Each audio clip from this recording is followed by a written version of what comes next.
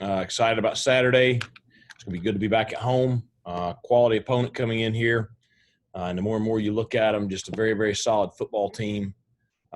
Tremendous challenge for us, but the kids are really excited. Players and coaches are all very, very excited for the game. Looking forward to getting back out on the field. Coach, I guess the obvious question is, what would a victory do for you guys this weekend at this point in the proceedings?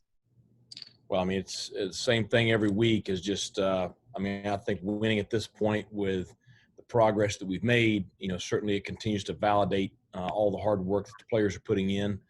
And it's what you try to do every time you go out. I mean, you play the game to win. So it's you compete to try to get a win each weekend. So it'd be a great moment for us. Coach, with Rajay, he's obviously been running the ball well, but he has fumbled a few times. It seems like he's fighting for extra yardage when that's happening. Is that just kind of a young guy learning to either go down or wrap up more?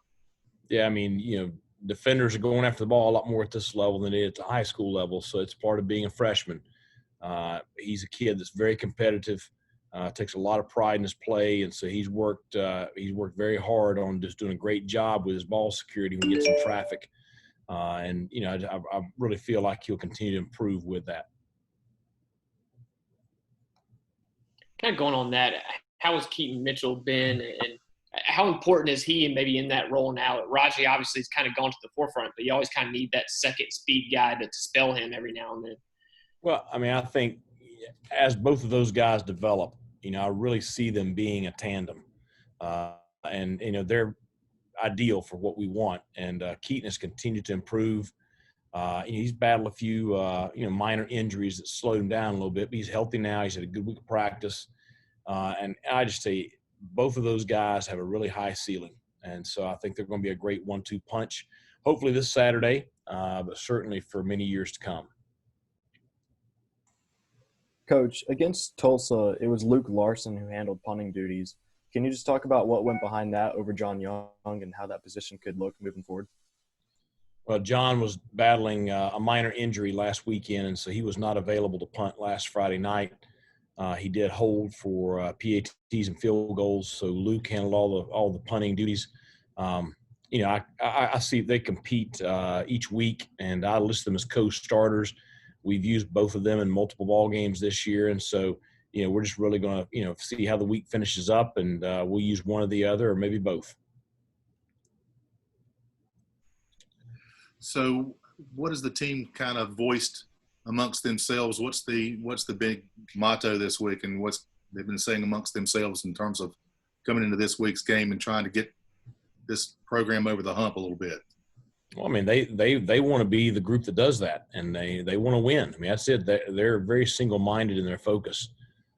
They're excited about their continued positive play, but they want to win. And so, I thought we could see that vividly with the way they approach practice on Monday, which is the first, big physical practice coming out of the weekend. So I anticipate having a very solid Friday, and I anticipate them being ready to go at 12 o'clock on Saturday. And I would be very disappointed if we did not have a great effort Saturday. I know you mentioned early in the week special teams kind of being an emphasis. Yeah.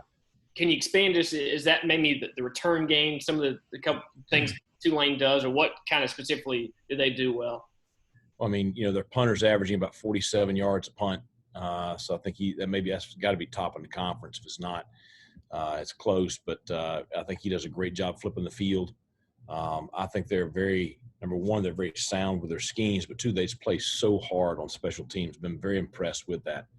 You guys might look at a stat and see that their kickoff team doesn't have great stats as far as coverage, but they've onside kicked like 5 times, and they have given up 1 return. And so I think that skewed the stats a little bit because, they do a great job in coverage. Return game, number 4 is a dynamic returner. Number 11 is a dynamic returner. So I think they've got guys that can make big plays. 4 had a long return, should have been for a touchdown against UCF. So I just think, as I watch them, they're very solid in every phase of the special teams game, and they can hurt you with their coverage units and with their return units. So I really challenged our groups this week that we've got to be up to the task. Coach, going off that, Josiah, outside of the one that he dropped, he seemed to be pretty explosive in that phase last week. Did you like what you saw there?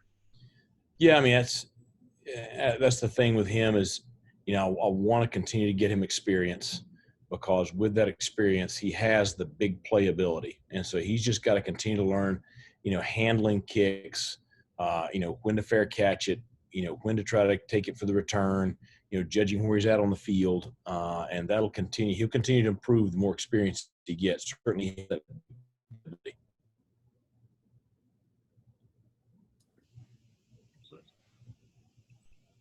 Are there any other questions for Coach Houston this evening? Yeah, I have a question. This is a bit of a different topic, but do you have any comment on the former JMU player Ben DiNucci starting for the Cowboys last week? I was really proud of Ben. I texted with him early in the week. He was excited for the opportunity, and just knowing when Ben came to us from Pitt, he had some struggles there at Pitt, and just wasn't a good situation for him. And just really proud of the way he turned his career around there at JMU with us, and just so excited for him getting that opportunity in Dallas. I'm a lifelong Cowboys fan, so that made it a little bit extra special, and I would like to have seen him get the win. So hopefully they give him a shot again this week. I don't know if they're going to or not, but just it's exciting to see a guy that played for you getting that opportunity.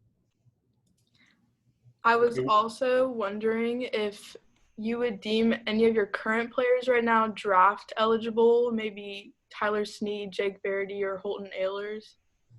Well, I think we have several that have the potential for that. Hopefully we've got them for a little while longer before that becomes a reality. But certainly I think we have some talented guys on the roster here. Thank you. Thank you. Okay, Coach Houston, thank you for your time this evening, sir. Thanks a lot, guys. See you Saturday. See you Saturday.